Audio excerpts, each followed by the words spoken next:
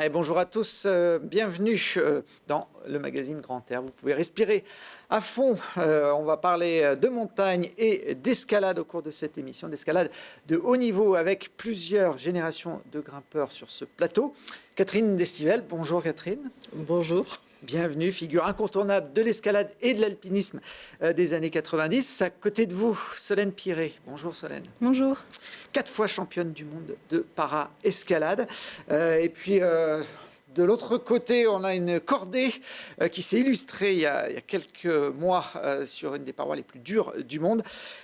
Sébastien Berthe. Bonjour Sébastien. Bonjour. 30 ans, grimpeur belge qui fait partie de l'élite internationale, incapable d'évoluer dans le 9e degré. Et puis, Soline Kenzel. Bonjour Soline. Bonjour. Vous n'êtes pas très loin, vous, du 9e. Un peu quand même, mais... Vous êtes un peu plus jeune que Sébastien, 22 ans. La plus jeune, d'ailleurs, grimpeuse à avoir atteint en libre ce sommet d'El Capitan dont je parlais, une célèbre paroi du Yosemite, qui est un peu la mecque de l'escalade de haut niveau aux États-Unis. Alors, vous n'étiez pas nés tous les trois, ou en tout cas à peine, quand Catherine faisait la une des médias français. Ben oui, ça ne nous rajeunit pas, mais bon, c'est la réalité. La une, aussi bien en escalade qu'en alpinisme, d'ailleurs, à cette époque. Alors, je ne vais pas vous demander si vous aviez un poster de Catherine Destivelle dans votre chambre d'enfant. Mais pareil, c'était encore un tout petit peu jeune. Moi, pas loin. Pas loin. Ouais, si. Elle était célèbre en Belgique aussi. Ouais, très célèbre. Catherine Destivelle. Est-ce qu'en tant que jeune grimpeur, vous regardez ce qu'ont fait les générations qui vous ont précédé, Sébastien ? Moi, complètement, j'ai été élevé. Enfin, mon père vient du milieu de la montagne, de l'escalade depuis qui lui-même est très jeune, et donc il est de la génération de Catherine, et il m'a montré, il m'a vraiment élevé avec l'histoire de l'escalade, et je pense qu'il y a une certaine importance à regarder ce qui s'est fait par le passé, à s'inspirer, et à rêver soi-même pour le futur. Donc, ouais, moi j'ai suivi toute l'histoire. Soline ? Moi, pas du tout. C'est bien, on voit deux écoles différentes. J'ai commencé assez tard et d'une famille pas du tout avec la culture de la montagne ou quoi. Du coup, j'ai dû me faire ma culture moi-même avec le temps et un peu plus tard. Mais Bon. Solène, vous, entre les deux peut-être ? Entre les deux. Ah, ouais. Je ne sais pas pourquoi, je sentais. Ouais, mon père, il vient de la région et il a toujours fait beaucoup de montagnes. Donc lui, il a carrément baigné dedans. Et même si on allait à Fontainebleau... avec mes frères et sœurs tous les dimanches en famille, c'est pas quelque chose qui nous a forcément inculqué, quoi. C'était un peu en sous-main. Bon, alors pour Soline, notamment, on va remontrer quelques images de Catherine Destivelle, notamment dans cette fameuse trilogie qui a eu lieu dans les années 90, les 3 grandes faces nord des Alpes, l'Eiger, le Cervin, les Grandes Jorasses. Alors je ne sais pas dans laquelle on est, là, vous vous souvenez, Catherine ? Ça, c'est l'Eiger. Oui. C'est toujours l'Eiger, là. En solitaire et en hivernal, ça avait été des morceaux de bravoure, on va dire. Ouais, si on veut dire, c'est les mots qui sont... Ça avait été perçu comme ça, en tout cas, à l'époque. Oui, mais hein. ça l'est encore maintenant, d'ailleurs. C'est encore remarquable et remarqué. Voilà, mais... Voilà, pour moi, c'est loin, en fait. Là, on parle de ça, tout d'un coup. Oui, ça me remonte à il y a longtemps, maintenant. Ah oui, Soline n'était pas née, c'est pour ça. Et voilà, et depuis, j'ai fait plein d'autres choses. Et voilà. Et puis, je sais pas que je fais plus de montagne, mais j'en fais moins, mais... Je suis une éditrice maintenant. Ah oui, vous avez rajouté un... Voilà, ça fait 10 ans que je fais des livres et j'avoue que quand je vois les images, ça me paraît, c'est une autre vie, quoi. En fait, des livres de montagne, mais finalement, c'était pas très loin de votre activité à l'époque, parce que vous avez connu ce qu'on peut appeler l'âge d'or de la montagne en termes médiatiques, les années 80 et 90. La une des grands magazines nationaux se faisait souvent sur des livres de montagne. On voit quelques photos de vous publiées notamment dans Paris Match. Vous étiez un peu l'égérie du magazine dans ces années-là. Oui, c'est vrai. Et grâce à Paris Match, j'ai pu vivre de ma passion aussi. J'ai eu plus de 15 reportages dans Paris Match. Et bon, à l'époque, c'est vrai que Paris Match suivait beaucoup les alpinistes et les grimpeurs aussi. Et j'en ai bien profité. Et ça a un peu changé aujourd'hui. Mais aujourd'hui, il y a une visibilité différente grâce au fait que l'escalade est aux Jeux Olympiques. L'alpinisme est encore un peu plus difficile pour que les médias parlent de la montagne. C'est pas facile à comprendre. Aujourd'hui, il y a les piolets d'or, mais les piolets d'or, c'est aussi compliqué d'expliquer la règle. C'est-à-dire qu'aujourd'hui, on ne va pas récompenser une seule ascension. Il peut y avoir 3, 4, 5 ascensions primées la même année. Et du coup, les médias ne comprennent pas trop. Et ils veulent un vainqueur. Ils veulent un vainqueur. Et on ne peut pas comparer une ascension en Himalaya avec une ascension en Alaska. Et toutes les deux sont engagées. Et voilà, donc c'est compliqué à expliquer cette activité, en fait. Voilà. Alors j'ai demandé à la nouvelle génération si elle s'intéressait à ce qui s'était fait avant. Est-ce que vous vous intéressez à ce que font aujourd'hui ces jeunes grimpeurs? Vous suivez un petit peu l'actualité carrément, de parce l'escalade? que là, on vient de sortir, je viens de sortir la BD sur l'escalade avec David Chambre. Et, elle est là, on en parlera tout à l'heure, mais elle est là. Je publie beaucoup de livres pour l'entraînement. À l'époque, nous, ça n'existait pas, ces livres. Comment devenir meilleur en escalade, l'entraînement mental, l'entraînement physique, l'entraînement. J'ai publié un livre sur crack climbing, c'est comment on grimpe les fissures. Enfin, c'est nouveau. Et j'espère que ça inspire beaucoup les jeunes grimpeurs et que ça les aide aussi à performer. Et donc, évidemment, je m'intéresse aux jeunes qui arrivent. Et alors, parfois, je mélange un peu les noms, mais il faut être honnête. Mais voilà, les Jeux Olympiques, je les ai suivis et je suis tout ce qui se passe au quotidien, presque. Ouais. Vous faites toujours de la montagne, vous disiez, Catherine? Oui, un petit comme ça, tranquille. Voilà, quand j'y vais avec ma famille, mes amis, je vais grimper aussi assez souvent. Mais en ce moment, je me suis basée dans le sud et du coup, les petites falaises du sud sont sympas. Mais je peux grimper 2-3 heures et puis rentrer vite travailler sur les bouquins. Parce qu'en fait, aujourd'hui, c'est beaucoup axé sur les publications de livres. Je sors une douzaine de livres par an. Et voilà, il y a du boulot, quoi. Et ça se fait pas tout seul. Mais ouais, du coup... mais je grimpe encore, j'adore ça. Donc voilà. Après, j'ai plus le même niveau, évidemment. Mais bon, on s'en fout. Le plaisir est toujours là. Le plaisir est là et on fait ça avec des amis. C'est sympa. On vous voit là, je crois que c'est au sommet du Grépon. Avec une de mes sœurs, oui. Avec une de vos sœurs, là. Ouais. Voilà. Vous aviez emmené sur ce... Il ne fallait pas qu'il y en ait plus. Je crois que vous avez une famille nombreuse, mais il ne fallait pas emmener toute la famille pour se tenir debout. sur le sommet de ce petit pic, ouais, non. Il y a eu une grosse évolution du matériel technique en alpinisme depuis... Pas tant que ça, en fait. Vous aviez déjà les outils? Ça s'est allégé, on va dire. Ouais, ça s'est allégé. En escalade, je ne crois pas qu'il y ait tant d'évolution. Si les chaussons, peut-être... Les chaussons ont évolué, mais maintenant j'ai vu que pour les compétitions, ils changent leurs chaussons en fonction de la structure de la voie. Du coup, si ça glisse, ils vont mettre des chaussons très souples. Etc. Nous, ça n'existait pas, effectivement. Ouais, ça, par contre, là, c'est comme je sais pas, ceux qui font de l'athlétisme. J'imagine qu'ils ont aussi plusieurs paires de chaussures. Donc les grimpeurs aujourd'hui de compétition ou de performance, je pense que toi, dans le Yosemite, enfin vous deux, vous aviez des chaussons bien... Pour chaque longueur, non. Si, complètement. Non, moi, on change de chausson en fonction de la difficulté de la longueur. Ou en fonction du style d'escalade, en fonction du type de pied. Moi, ça m'est arrivé de mettre un chausson d'un tel modèle à droite, d'un tel autre à gauche. Enfin, voilà, c'est vraiment... Il y a moyen d'aller un petit peu dans les détails dans les chaussons. Moi, je suis un peu fou à ce niveau-là. Pareil, Soline, vous avez votre... Ouais, il y a des chaussons qui sont faits pour les fissures et il y a des chaussons qui sont faits pour le mur plus classique, quoi. En tout cas, il y a une chose qui a changé depuis votre époque, Catherine, c'est que l'escalade s'est démocratisée. Il y a des salles d'escalade partout. Ça n'existait pas dans les années 80. Non, ça n'existait pas. Alors, les premiers murs d'escalade, en fait, ils ont été inventés en Angleterre, parce qu'il pleuvait beaucoup. Et c'est à l'université de Leeds, ils ont commencé à mettre des prises en bois dans les couloirs.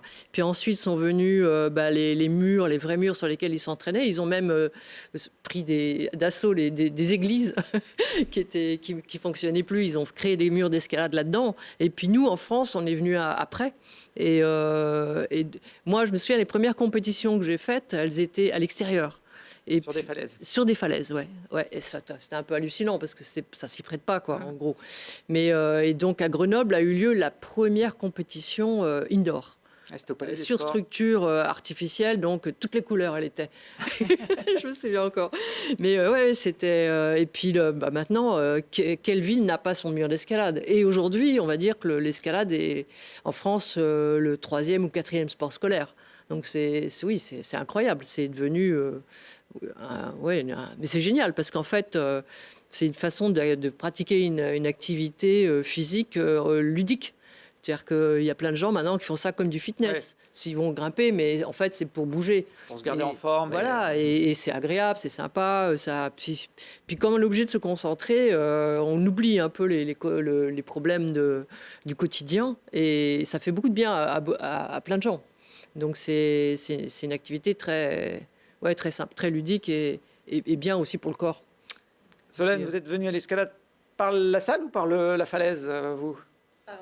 L'extérieur, par le bloc. Le bloc. Fontainebleau, ouais. Et la salle, j'y suis allée, j'avais 22 ans pour la première fois. Du coup, assez tard, ouais. Alors, vous êtes né sans votre avant-bras droit. C'est un handicap qui peut être compliqué pour se tourner vers l'escalade. Qu'est-ce qui vous a donné justement envie d'aller vers ce sport? Alors, j'ai baigné dedans. Mes parents, ils se sont rencontrés à Fontainebleau. Donc, je suis née dans une famille de grimpeurs, ouais. Excellente raison. C'est le spot des grimpeurs de la région parisienne, à Fontainebleau. Pas que de la région parisienne, du monde entier d'ailleurs. Ça vient de partout, oui, c'est vrai. Maintenant du monde entier. Ouais. On y croise moins de Français que c'est toutes les nations. International. C'est assez fou, ouais. Oui, ça parle plus allemand ou néerlandais que français. Mais non, c'est mythique cette forêt et c'est comme ça que j'ai commencé, donc c'est venu assez naturellement. Après, j'ai arrêté 10 ans. En fait, je me suis pas posé la question quand j'étais jeune. Pour moi, l'escalade, c'était, je sais pas, l'activité familiale, la sortie du dimanche. Et je m'y suis mise sérieusement en 2017. Donc, après 10 ans d'arrêt, quand ils ont ouvert Arcos à Nation, c'était la première salle intramuros. Et du coup, tout le monde a commencé à y aller. Et c'est comme ça que je m'y suis remise, parce que les potes allaient grimper là-bas. Et je me suis dit, pourquoi pas moi. Alors vous êtes remise sérieusement puisque vous êtes lancée aussi dans la compétition avec des résultats tout de suite importants. Hein. Vous avez remporté des titres nationaux et internationaux dès pratiquement vos premières années de compète. Ouais, c'est ça. Je pense que le fait que j'en faisais étant petite, ça a beaucoup aidé. Et après, je m'y suis mis à 100% et j'avais un modèle devant moi. Parce qu'on m'a parlé de la championne du monde en titre, Maureen Beck, qui avait remporté les championnats en 2016. Et du coup, je suis allée voir sur les réseaux, j'ai regardé comment elle faisait, je lui ai posé des questions aussi. Donc tout ça a aidé. Je ne suis pas partie de rien et ça aide d'avoir des modèles devant soi pour avancer, quoi. Et une compétition de para-escalade, ça se présente de la même façon qu'une compétition d'escalade classique. Les murs sont adaptés aux différents handicaps. Comment ça se passe ? C'est plus les voies qui sont adaptées. Après, c'est les mêmes murs. On grimpe sur les mêmes murs que les valides. Pour l'instant, on grimpe en second, donc en moulinette. Ça va peut-être changer. Et sinon, oui, on est regroupé en fonction des handicaps dans différentes catégories. Il y a aussi les épreuves de vitesse, de bloc, de difficulté ? Non, pour l'instant, il n'y a que la difficulté. Il y aura peut-être le bloc un jour aussi. Là, ce sont les images qu'on voit de vos différents titres mondiaux. Vous en avez 4 déjà. Pour un démarrage en 2017, c'est pas mal. Oui. La pratique en salle est assez différente de ce que vous avez connu en extérieur, Solène ? C'est très différent et c'est de plus en plus différent, je pense. Et ouais, c'est des mouvements... je pense qu'on teste beaucoup de choses physiquement avec l'escalade en salle. Après, forcément, l'un aide l'autre, je pense. Donc, pour moi, c'est hyper important de faire les deux. On parlait de Fontainebleau, c'est un endroit où vous allez encore régulièrement ? Oui, j'y vais encore super régulièrement. Il y a de quoi faire à Fontainebleau quand on est amoureux de la grimpe et de l'escalade. Ouais, on peut y passer une vie, complètement. Avec tous les blocs, vous connaissez ce site Moi, je suis née là aussi. Vous êtes née là aussi, vous êtes aussi de la plaine. Oui, et les parents, moi, quand j'avais 4-5 ans, on allait déjà sur le rocher de Fontainebleau. Même si on grimpait pas, on jouait dessus et on a toujours grimpé. Enfin, j'ai toujours grimpé. Du coup, oui, je suis issue de la forêt de Fontainebleau et c'est un peu mon jardin, en fait. Et j'ai abandonné la forêt à 20 ans. Mais oui, j'ai beaucoup grimpé, ouais. Et donc j'y retourne assez souvent quand je vais à Paris. Mais... Solène qui monte des voies au 7e degré sur ce type de falaise. Sur les rochers de Blo, ouais, Ouais. j'ai réussi à faire quelques 7B. Wow. Donc oui, je suis assez fière. Ah bah, C'était pas évident. Ouais. c'est pas votre job, par contre, grimpeuse. Vous êtes plutôt bien médiatisée. Hein, vous êtes un peu l'égérie du para-escalade en France, mais vous êtes tenu à garder une activité professionnelle à côté. Oui, en fait, comme j'ai commencé assez tard, j'ai un cursus scolaire assez classique et donc je suis à côté architecte. J'ai passé mon diplôme en 2014 et assez rapidement, j'ai monté ma boîte. Donc ça m'a permis aussi de m'entraîner. Aujourd'hui, j'en fais de moins en moins parce que je me consacre à 100% à mon projet sportif. Mais ouais, voilà, je suis toujours architecte. Bon, Catherine Destivelle évoquait l'arrivée de l'escalade dans le giron olympique. Elle a un peu changé, notamment pour le grand public, la notoriété de la discipline. C'est pas encore le cas pour le para-escalade. Hein. Elle ne sera pas aux Jeux olympiques de Paris, cette discipline. Non, ça n'y sera pas et on attend la réponse pour savoir si on sera à Los Angeles en 2028. Donc on croise les doigts très fort et puis on attend. Ça peut être un objectif pour vous, 2028 Ça peut carrément être un objectif, ouais. Même si c'est dans longtemps, mais ça peut être un chouette objectif de compétition en tout cas. Sébastien, Soline, vous êtes aussi passé par la case compétition, vous, au début de votre carrière de grimpeur. Sébastien, je crois oui, parce que vous avez été champion de Belgique, notamment à plusieurs reprises. Ouais, moi j'ai fait tout un parcours de compétition en Belgique, en catégorie jeune, puis en Coupe d'Europe aussi, en championnat du monde en catégorie jeune. Puis j'ai arrêté pendant mes études, j'ai fait un master en éducation physique, c'est l'équivalent de STAPS en Belgique. Et puis j'ai repris dans l'équipe nationale, j'ai fait 2 saisons de Coupe du Monde, je pense, où ça m'a pas aussi bien réussi que ce que je l'aurais voulu et j'ai fini par me tourner essentiellement vers le rocher, ce qui me convenait beaucoup mieux. Mais ouais. Soline, je sais pas pourquoi, je sens qu'elle va me dire non. Très rapidement. Mais ouais, c'était pas brillant. Et du coup, je pense pas que je vais me tourner vers la compétition à un moment quelconque. Bon, vous préférez le rocher, la falaise et les difficultés aussi, parce que vous disiez non pour le 9, mais vous êtes quand même dans des registres de grimpe 8B, 8B+, que vous êtes capable d'enchaîner, ce qui n'est pas donné à beaucoup de jeunes grimpeuses. C'est clair que le rocher, moi, je trouve que ça permet tellement plus de s'exprimer, d'exprimer sa créativité, de trouver ses propres mouvements, que la salle, en tout cas, moi, j'ai pas l'impression d'avoir un peu ces énigmes-là quand je grimpe en salle ou en compétition. Et voilà, le rocher, on a le temps, on est seul face à lui. Là, on vous voit dans une voie en Suisse, je crois, 8B+, comme ça, vue de nez. Ouais, c'est la voie que j'ai enchaînée cet été. Bon, en dévers, faites de la force physique. J'ai vu que vous vouliez déviriliser l'escalade. Ça veut dire quoi ? On est un peu en train de mettre en place des ateliers où... moi, par ma pratique, je me suis retrouvée à réfléchir un peu à différentes dynamiques dans... si on veut faire de la grande voie ou même de l'escalade, on se retrouve souvent à devoir grimper avec des hommes, à créer des interactions. Et je me rends de plus en plus compte qu'en fait, on ne nous a pas forcément appris, ne serait-ce qu'à faire des cordées mixtes ou à se lier d'amitié avec des hommes, qu'il y a toujours un peu des choses qu'il faut justement déconstruire. Et qui sont aussi le fait de cette culture de l'escalade dans son sens un peu plus global où les femmes un peu en fait on se retrouve à être souvent pas nombreuses et à être entourées d'hommes et voilà, moi j'aime bien essayer de leur expliquer qu'est-ce qu'on peut vivre en étant une femme et pourquoi des fois c'est un peu plus compliqué pour nous de s'imposer dans certaines situations et voilà, et en fait je parler de ça, il y a des gens qui viennent me voir, mais c'est génial, qui me disent merci parce que moi je me sens pas bien d'aller à la salle pour certains trucs et toi tu prends le temps un peu d'éduquer les gens à certaines problématiques alors que moi j'ai pas envie de faire ce travail-là, notamment des personnes gays ou des personnes qui n'ont pas envie de jouer des coudes avec les hommes à la salle, qui se promènent torse nu et voilà. C'est vrai qu'il y a toujours eu un petit culte du corps dans l'escalade dans les années 80. Patrick Edlinger, pour ne citer que lui, mais faisait lui aussi la une des médias en tenue légère quand il était sur ces falaises. Oui, c'est vrai que là où il y avait le culte du corps. Mais moi, j'ai moins connu cet aspect de les salles. Ça n'existait pas. Du coup, on grimpait à 2, 3, 4.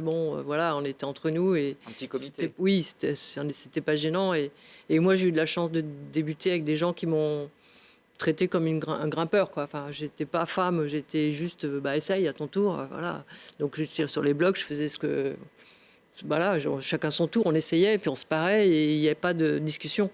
Et puis dès que je suis partie en falaise ou en montagne, c'était pareil, c'était réversible. C'était ton tour, ok, c'est mon tour, j'y vais. Et donc j'ai jamais eu ce problème de la place d'une femme dans une cordée ou au milieu de garçons, parce qu'ils m'ont pris comme un grimpeur. Alors, Soline et Sébastien, vous avez présenté aux Rencontres Ciné-Montagne cette année un film qui s'appelle Cap sur El Cap, qui retrace une aventure de près d'1 an pour aller grimper les voies les plus difficiles du monde au Yosemite. Alors, si ça vous a pris aussi longtemps ce périple, c'est que vous avez décidé d'y aller un peu différemment de ce que font les grimpeurs européens quand ils veulent aller aux États-Unis. On prend l'avion et puis on va se poser au bon endroit. Il y avait une autre démarche derrière ce projet, Sébastien. Oui, tout à fait. En fait, il y a 1 ou 2 ans, ou même un peu plus longtemps, j'ai décidé d'arrêter de prendre l'avion, et Soline aussi, je pense, si je ne m'avance pas trop, pour des raisons écologiques, parce qu'on a l'impression que c'est une question presque de vie ou de mort. Il y a une urgence, en tout cas. Et donc, moi, j'ai décidé d'arrêter de prendre l'avion, et par contre, j'avais quand même envie de retourner au Yosemite pour certaines voies qui sont là-bas, qui sont magnifiques. Et du coup, on s'est dit, tiens, de manière assez pragmatique, comment est-ce qu'on peut aller au Yosemite sans prendre l'avion ? Il y a toujours le bateau, et donc on a mis en place une expédition en voilier pour traverser l'Atlantique en aller-retour avec tout un groupe de copains-copines. Et voilà, aller grimper sur El Cap. Alors, vous êtes parti d'Espagne à destination des Caraïbes sur un voilier de 15 mètres. On voit là le circuit. Il faut traverser tout l'océan Atlantique. Il y en avait dans la bande de copains qui savaient naviguer, qui étaient capables de traverser un océan ? Alors, pas beaucoup. On a eu la chance d'avoir Loïc, ici qu'on peut voir à l'image, et Maud, sa copine, qui eux deux étaient marins. Et donc, ils nous ont emmenés à travers... Enfin, ils nous ont vraiment tout montré, tout appris. Ils ont pris... en eux la responsabilité de nous faire traverser l'Atlantique, mais tous les grimpeurs-grimpeuses qui étaient sur ce voilier n'avaient aucune expérience. Alors, c'est peut-être plus facile de trouver la bonne voie en mer qu'en montagne. Il y a moins de pièges comme ça objectifs, mais vous aviez quand même une technique assez particulière pour choisir votre itinéraire. Regardez. On va essayer de prendre une décision pour ici, la route par laquelle aller au Yosemite. Allez, maman ! La tête de Philippe. Alors, Bahamas ou Mexique ? C'est le 50 !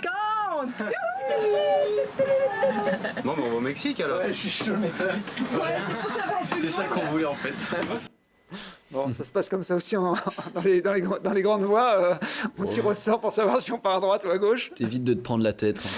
Ouais, c'est sûr que là on réfléchit plus trop, on laisse le hasard décider.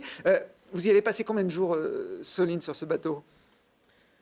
On a passé 2 mois et demi à l'aller, avec à peu près 45 jours de navigation, je pense. Et au retour, une 40aine de jours de navigation aussi. Donc quand même un bon bout de temps. On sent dans cette petite séquence qu'il y avait une bonne ambiance dans tous les membres d'équipage. Hein. Ah ouais, là, c'est sûr que ça crée une proximité. Et puis sur un bateau, au bout d'un moment, quand tu te rends compte que quand tu lis un truc ou que tu cuisines, ça te rend légèrement nauséeux, c'est quand même plus simple d'aller juste te poser avec tes amis et puis de discuter de sujets souvent assez intéressants. Et ouais, on apprend à se connaître d'une autre façon, quoi. Vous étiez combien, Sébastien ? Alors, le chien compris sur ce bateau de 15 mètres ? Le chien compris, on était 9. 9 ? À savoir qu'il y avait seulement 7 couchettes. Ah. Mais il y a toujours quelqu'un à la barre. Donc, de base, l'idée, c'était de tourner un peu les couchettes. Finalement, il y en a un qui a dormi dans le salon, sur une banquette. Donc, et puis on en a retrouvé plusieurs fois par terre parce que la cabine avant surchauffait et que c'était irrespirable. Donc voilà, ça a été un peu épique et intéressant, ces 5 mois en tout à passer dans ce bateau. Ouais. Alors chez Catherine, elle a le mal de mer en bateau. Il y a le mal des montagnes aussi parfois en altitude. Est-ce que dans l'équipe, vous avez géré ça comme il fallait ? On était 2 à avoir un léger mal de mer. Moi et Clovis, cet autre qui a dormi du coup, qui n'avait pas de C'est quoi ce que couette. vous appelez léger ? C'est-à-dire que voilà, la première semaine, il s'est passé ça. Quelques vomis par-dessus bord, et puis petit à petit tu t'amarines et au bout de quelques jours ça va mieux. N'empêche qu'à chaque fois que tu changes de manière de naviguer, que tu te retrouves face au vent, que le bateau se met à agiter, c'est reparti pour 3 jours, et puis il faut se réamariner à cette manière-là de naviguer, et puis ainsi de suite, puis ça change. Voilà, il faut à chaque fois se réhabituer, quoi. Quand on est des grimpeurs de haut niveau, c'est pas Solène qui va me contredire, il faut s'entraîner tous les jours pour rester au niveau, voire progresser. Là, vous partiez pour affronter une des voies, ou la voie la plus difficile du monde. Le bateau, c'est pas l'endroit idéal pour garder la forme. Comment vous avez fonctionné, Soline ? On l'a aménagé de différentes façons. Et on avait construit un peu des petits agrès pour se suspendre et même un petit pan d'entraînement dans une cabine. Et du coup, on en faisait dès qu'on pouvait, quand on avait la motivation, que les conditions le permettaient, un petit peu le matin, un petit peu le soir. Et puis et ça a marché, ça nous a gardé une base physique, on va dire. En fait, c'est la première salle d'escalade flottante, ce que vous avez imaginé sur ce bateau. Oui, complètement. C'est vrai que je crois que jamais personne n'avait mis un pan comme ça sur un bateau, ou en tout cas sur un petit bateau à voile. Donc c'est vrai que c'était un peu inédit, c'était le côté inédit de notre expé. Ouais. Ouais, puis il faut peut-être gérer le roulis aussi, la précision de poser les prises, les pieds, le fait que ça tangue un peu, ça peut jouer, non ? Ouais, il y avait des jours où quand tu gîtais d'un côté, ça allait très bien, et puis d'autres jours où ça allait moins bien.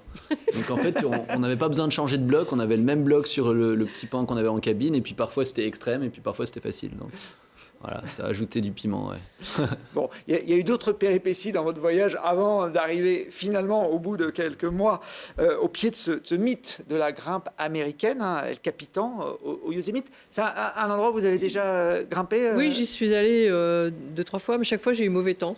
Du coup, j'ai plutôt grimpé dans le désert américain, moi. Yosemite, malheureusement, j'ai pas eu de chance. J'ai pas persisté non plus, parce que voilà. J'y allais en fin d'automne souvent, et voilà, il commençait à faire moins bon, et humide et froid. Alors, c'est cette paroi assez incroyable, géologiquement parlant, qui se dresse comme ça dans une grande forêt américaine et qui évidemment attire tous les grimpeurs. Vous aviez un objectif particulier, Seb, sur cette falaise. Tout à fait, moi je voulais essayer de répéter le downwall, qui est la face la plus raide et la plus lisse d'El Capitan. C'est une grande voie d'une 30aine de longueurs avec 2 longueurs dans le 9 et puis pas loin de 16 longueurs côté au-dessus du 8, donc qui sont quand même toutes très très dures. Et donc ouais, mon objectif c'était de le répéter, à savoir qu'il y avait eu que Tommy Caldwell et Kevin Jorgensen qui sont les premiers à l'avoir enchaîné, et puis seulement Adam Ondra qui l'a répété un peu plus tard. Et ouais. C'est une voie qui ne s'improvise pas, évidemment, qui demande une certaine préparation, puisqu'on part pour plusieurs jours. On ne sait pas combien quand on s'attaque à une grande voie comme celle-là. En tout cas, il faut prévoir de passer un certain temps dans la falaise. La vie en portaledge, c'est l'obligation, quand on est grimpeur de grandes voies comme ça, de pouvoir s'adapter à ce type de confort. Ouais, tout à fait. Ouais. C'est même un côté qu'on finit par fort apprécier plus que juste s'adapter. Ouais, c'est unique de se retrouver là. Là, en l'occurrence, j'ai passé 23 jours sur ce camp Portaledge pour essayer d'enchaîner le downwall. Et ouais, c'est un souvenir unique de vivre là sur ces 2 mètres carrés de tente suspendue au-dessus de la vallée du Yosemite. Donc, 23 jours sans redescendre. 23 jours sans redescendre, ouais.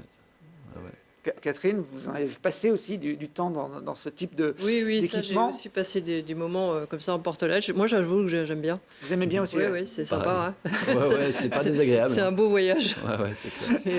Mais, oui. Bah, quand on voit les images et qu'on imagine passer 23 jours là, effectivement, comme ça, intuitivement, on n'a pas l'impression qu'on peut y prendre du plaisir. Ça vous est arrivé, Solène? Non, jamais. Non. Mais bientôt, un jour. Ah bah, je vous le souhaite, puisque ceux qui ont testé, ça a l'air de leur plaire. Comment on passe le temps quand même, Soline, quand on est coincé comme ça sur un petit bout de tissu de quelques mètres carrés? On mange. Voilà, et on discute. D'accord. Ouais. Et on essaye de pas tout cramer en cuisinant. Oui, parce que ça peut être embêtant. Il faut organiser une petite vie. J'ai vu qu'il y avait des instruments de musique aussi qui étaient montés pour passer le temps. Sur un porte-toilette, les toilettes, ça se passe comment? Dans un sachet. Non, ouais, dans un petit sachet en plastique, à la limite avec un peu de... C'est pas ce qu'on voit là, hein, sur ces images. Ah ouais, Là, c'est rien. ça c'est rien ça. Bon, elles sont dans le film, hein. Je me suis permis de les reprendre. Soline, Tu lui fous la honte en plein milieu du plateau, quoi. Devant des centaines de gens, merci. bon. Non, mais ça veut dire que les toilettes sont sur le palier. Voilà, c'est comme ça que j'ai compris le message. Oui, il faut économiser ses forces. Hein. Non, mais ça, effectivement, c'est une bonne réponse parce que chaque longueur dans une voie comme celle-là, c'est un défi en soi.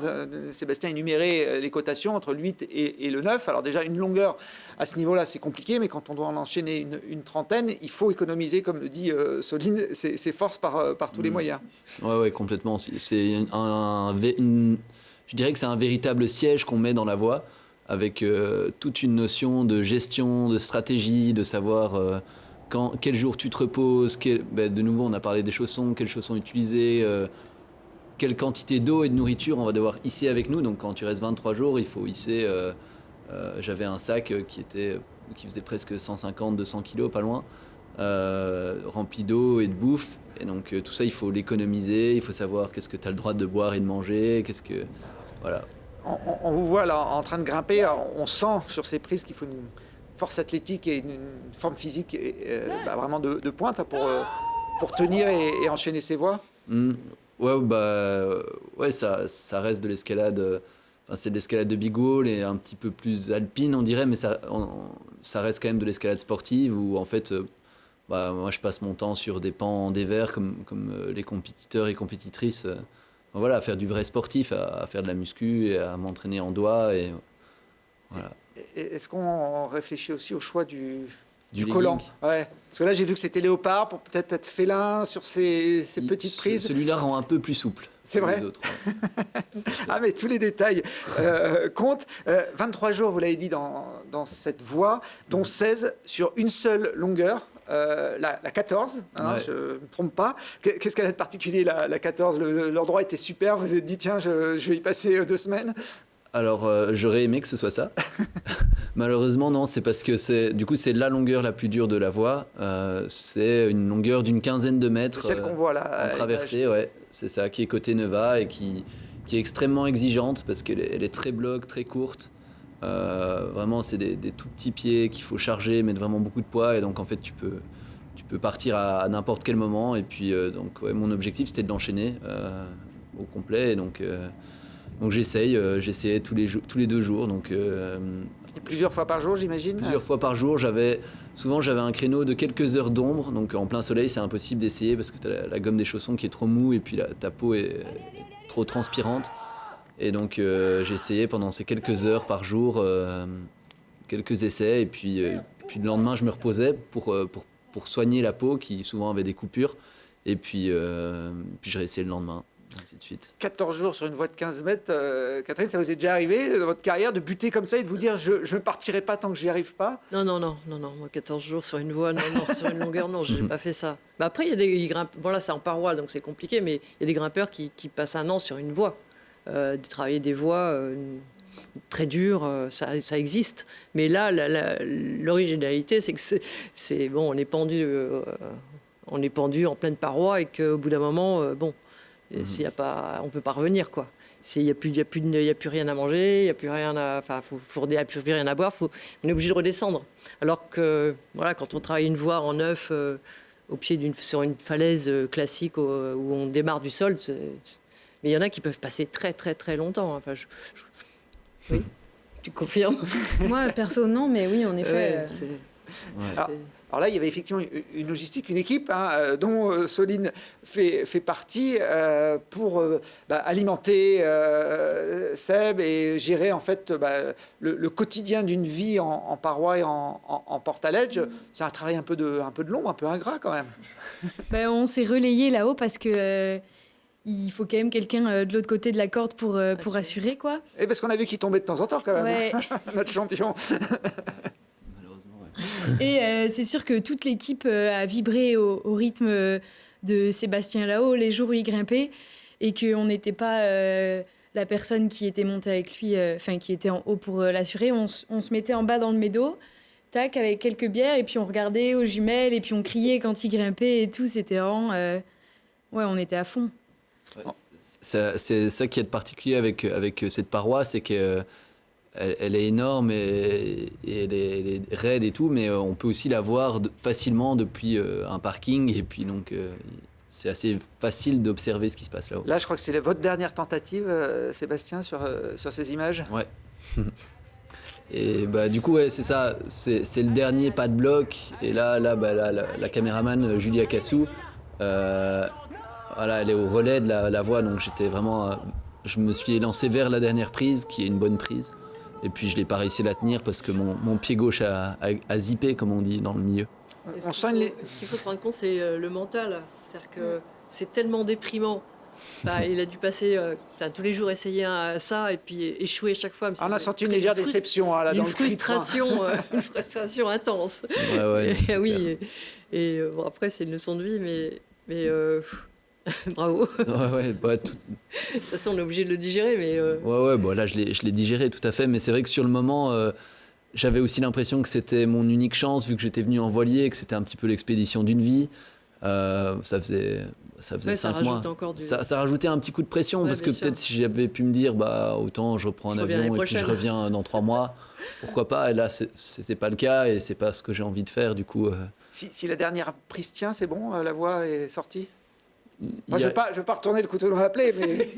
Il y a des longueurs encore en plus, oui. mais ça aurait pu être joué, ouais. Bon. J'imagine que la déception a été partagée aussi par toute l'équipe. Soline Oui, c'est sûr, mais il y a quand même eu un soulagement au moment où il a accepté, où il est redescendu. Parce que... 23 jours. Parce que quand même, en fait, au bout d'un moment, j'ai l'impression qu'il allait y perdre la boule, quoi.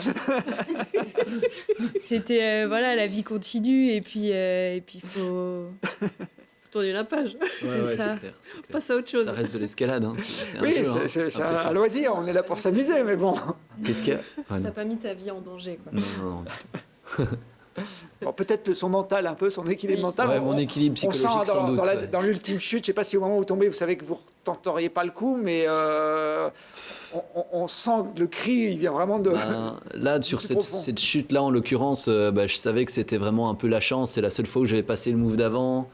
Je savais que j'avais plus trop de nourriture, plus trop d'eau, que plus trop de paires de chaussons assez bonnes pour pouvoir refaire le truc. Donc, parfois, en fait, en escalade, il faut saisir l'opportunité que tu as, et c'est un peu binaire.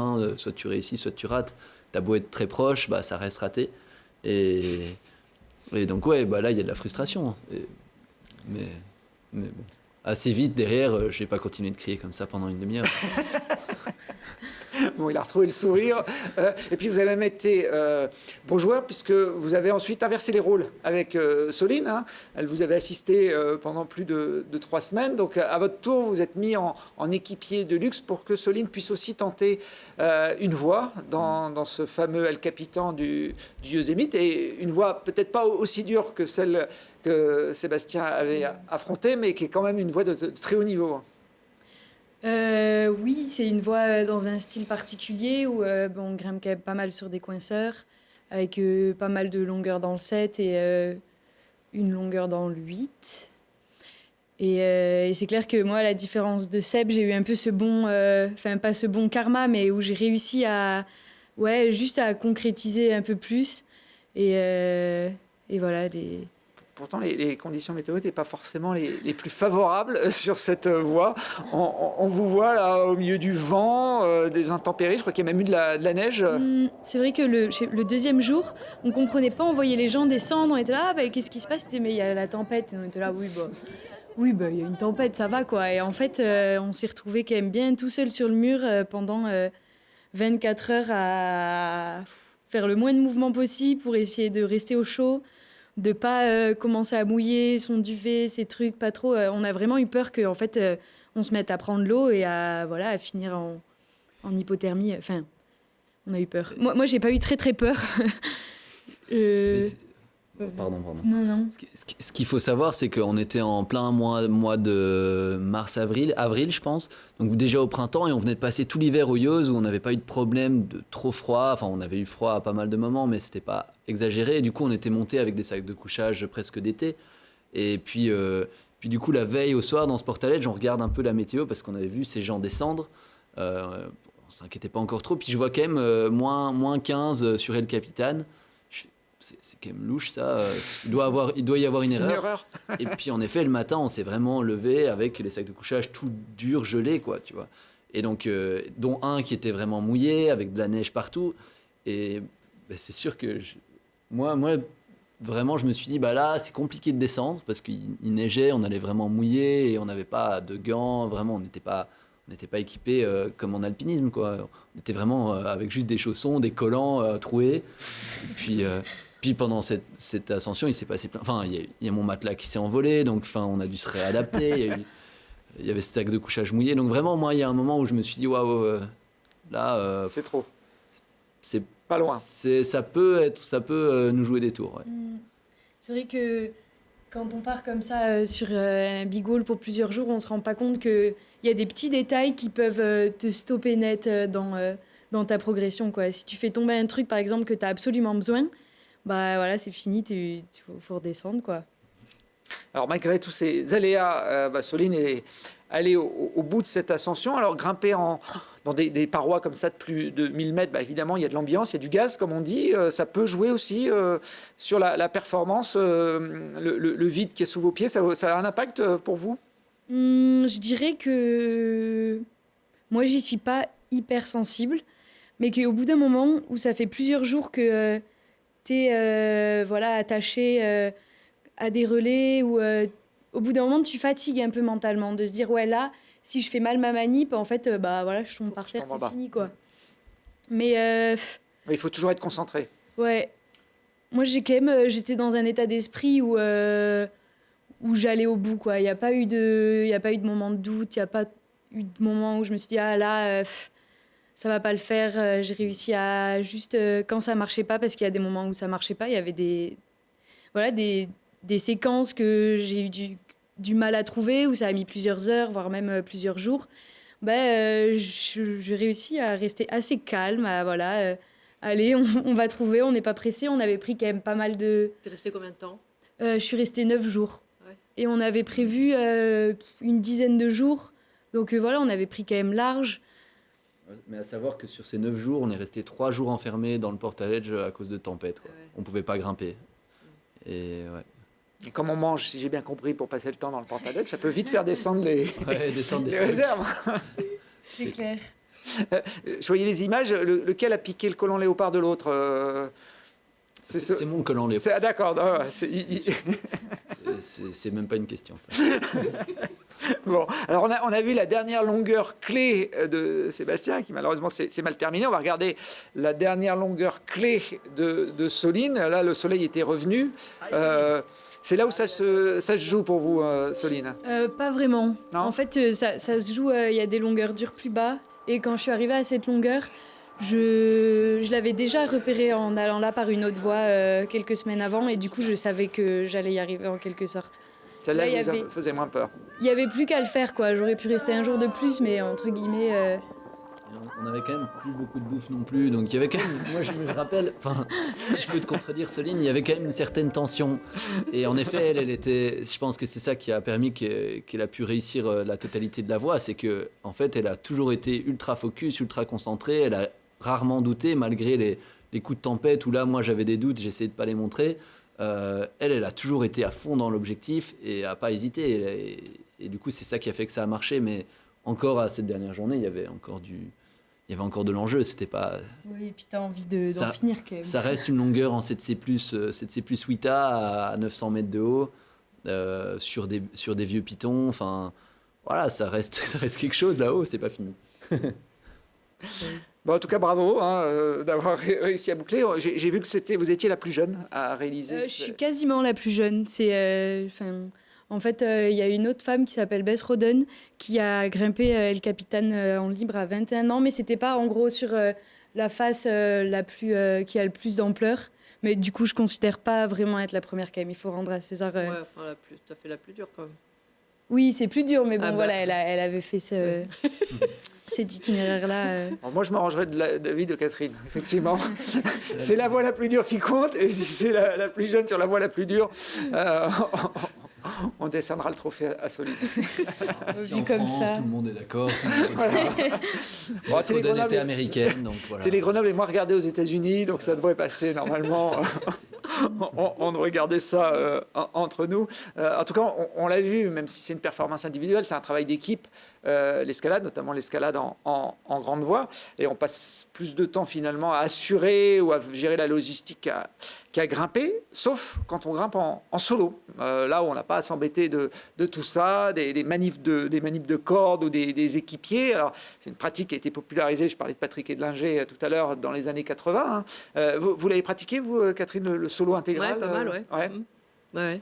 C'est une approche quand même particulière. C'est différent. Moi, j'en ai fait pas mal, mais je compare avec Alex Honnold, par exemple, aujourd'hui. J'ai l'impression qu'il a moins de marge que je n'en avais moi. Et du coup, ou même Alain Robert, qui est connu pour les buildings, il a fait des solos super impressionnants dans le Verdon et à Bioux.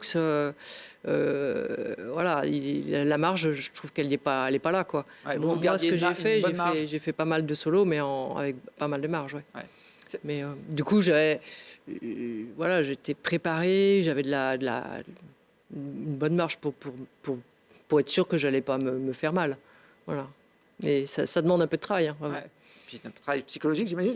C'est une discipline que vous pratiquez, le solo intégral Non, Sébastien, pas vraiment. Soline, non? Non. Bah, vraiment très très brièvement, mais non. Alors, il y a d'autres manières de grimper en solo, et c'est là où je voulais en venir. Vous avez testé le rope solo. Alors, est-ce que vous nous expliquez en 2 mots en quoi ça consiste? Ouais, bah, c'est grimper en tête avec une corde, et donc en fait, tu t'assures toi-même tout en grimpant, quoi. C'est ce qu'on voit là sur ces images. Donc il n'y a personne de l'autre côté de la corde. Ouais, c'est ça. C'est vous-même qui vous auto-assurez, on va dire, sur la voie d'escalade. J'ai un système d'assurage sur mon baudrier, et puis je grimpe, et puis je me donne du mou au fur et à mesure. Il y a différentes techniques qui permettent de faire ça, et là j'avais plus ou moins essayé ma propre technique, et ça marche pas mal. Après ici, là, c'était juste une sorte de petit défi que je m'étais fixé. C'est pas quelque chose que je pratique au jour le jour. Pour le moment, j'aime encore bien. Mes assureurs et assureuses me supportent encore. Donc. On vous voit remonter là, avec les poignées autobloquantes. Ouais. C'est quoi En fait, le truc, c'est que quand tu grimpes en auto-assuré, en solo en tête comme ça, il faut fixer ta corde en bas. Tu fais la longueur jusqu'en haut. Et là, tu refixes en haut.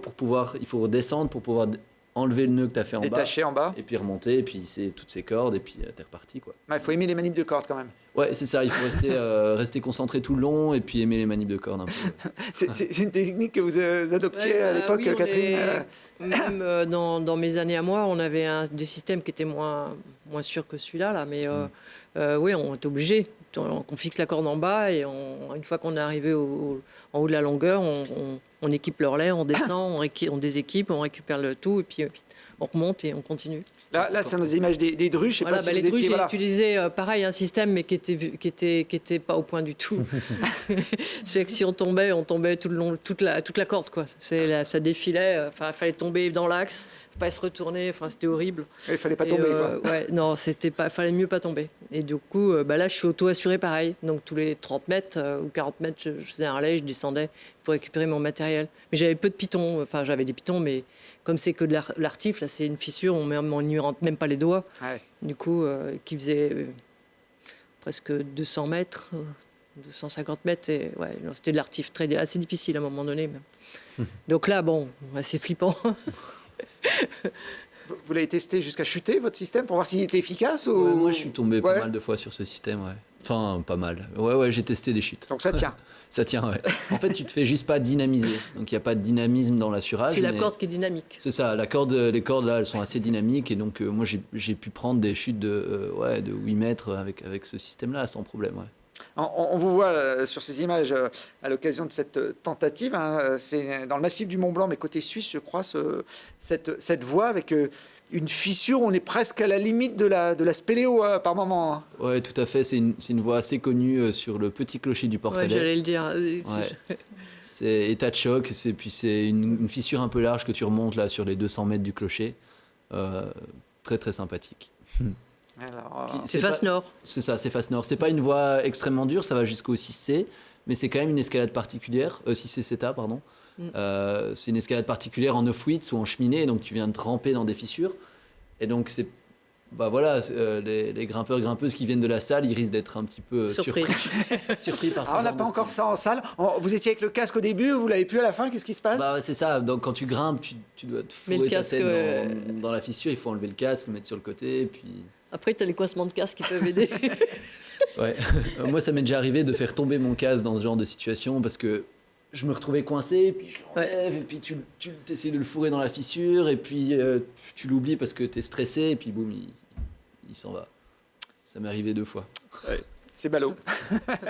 Bon, en tout cas, des belles images. Je crois qu'on les doit en partie à Soline, hein, qui a travaillé aussi à la logistique pour assurer le caméraman sur cette voie. Non, nous, on était allés par un autre itinéraire la veille, enfin, du coup, plutôt un de mes objectifs sportifs.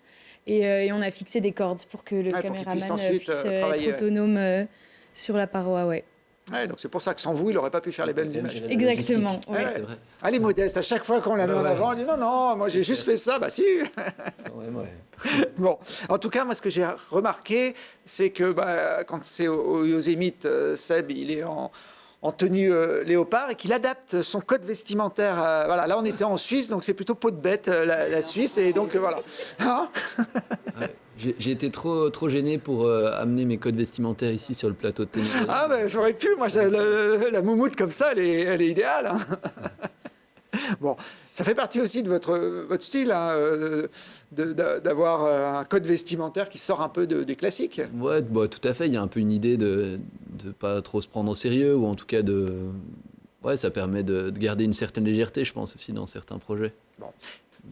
Solène, si jamais vous avez la chance d'aller faire les Jeux Olympiques en 2028, essayez pas trop les codes vestimentaires décalés. Je crois que le CIO, ils sont pas trop dans le même esprit voilà. Ça. Non. Donc il faudra mieux rester. On a vu des sportifs dans d'autres disciplines se faire disqualifier, perdre des médailles olympiques uniquement pour avoir enlevé leur maillot de joie à l'arrivée d'une course. Donc je vous conseille pas la petite doudoune. Moi, je veux bien m'occuper du costume de l'équipe de France. Alors ça peut être une idée. Peut-être pour la cérémonie d'ouverture, où là on est un peu plus ouvert. On va te donner contact à la fédé. Pas, ouais. Bon, s'il cherche un designer pour les tenues de l'équipe de France, il faudra faire appel à Seb. En tout cas, c'était un petit clin d'œil sur cette façon de grimper un peu particulière qui peut être fastidieuse quand même, et puis qui s'adresse à des gens qui maîtrisent déjà bien toute la technique. On va finir ce grand air en feuilletant quelques livres, comme on fait à chaque fois dans cette émission.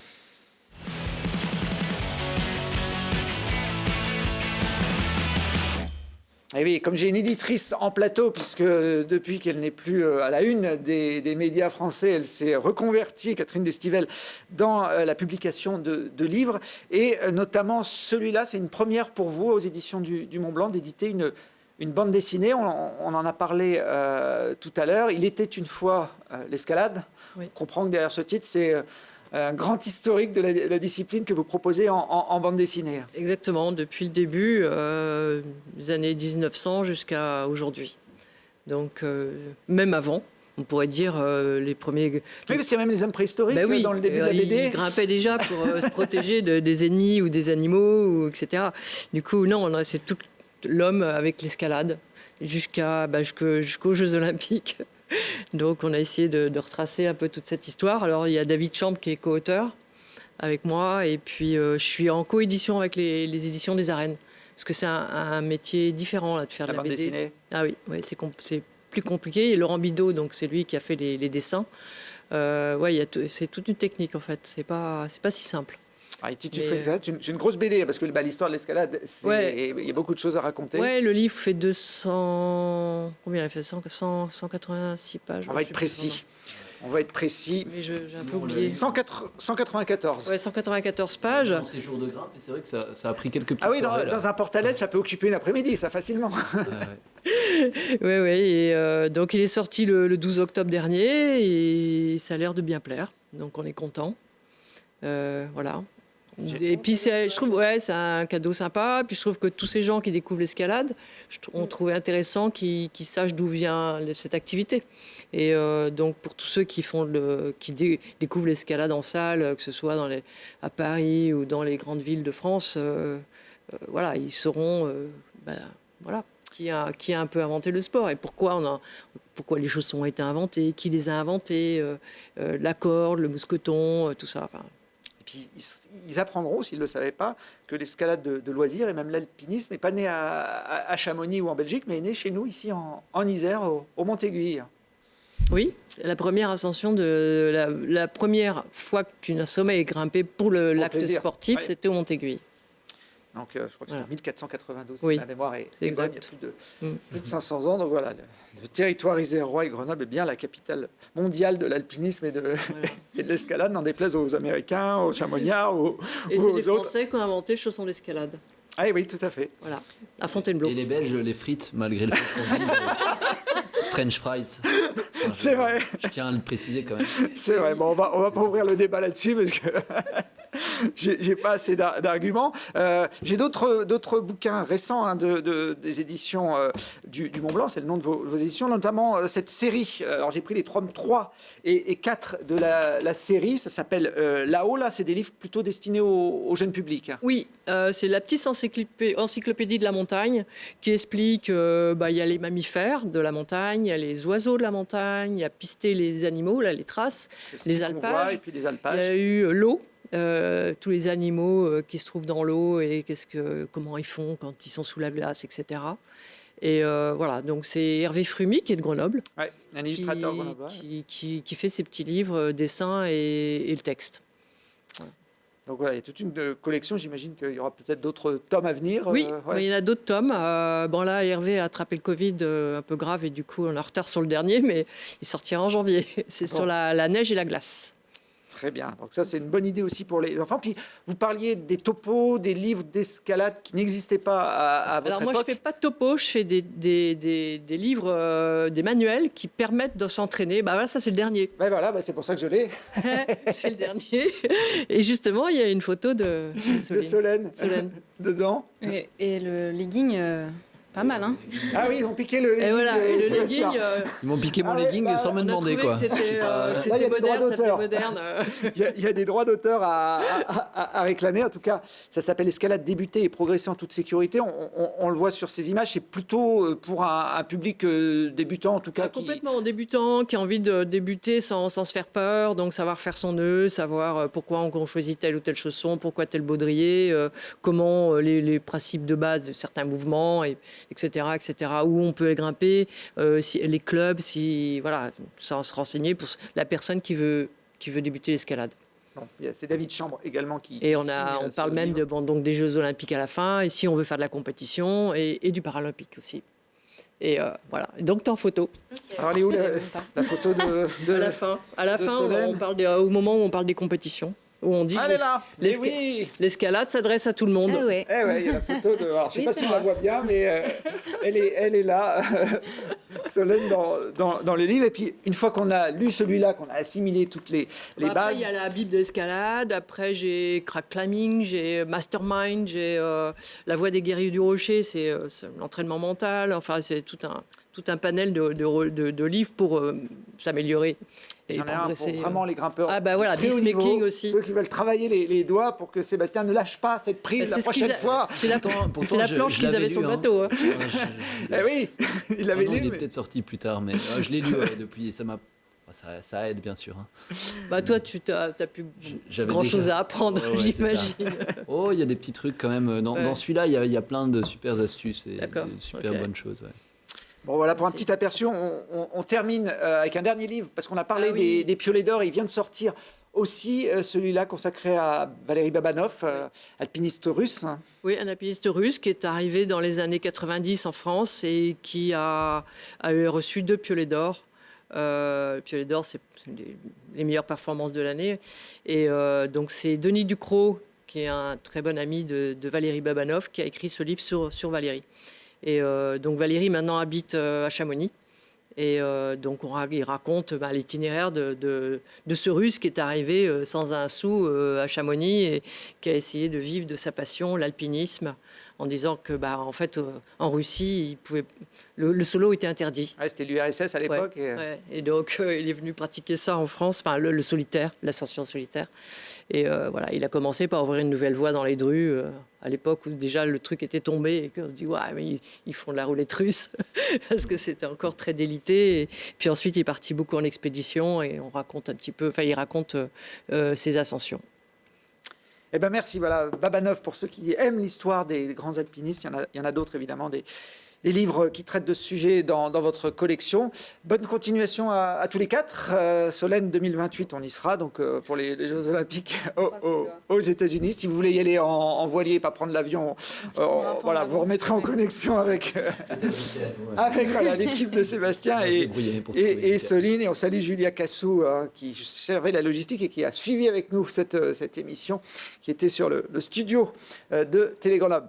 C'est fini pour ce grand air. On se retrouve très bientôt pour d'autres aventures en montagne. Et puis en attendant, vous avez toutes nos émissions en ligne sur le site télégrenoble.net.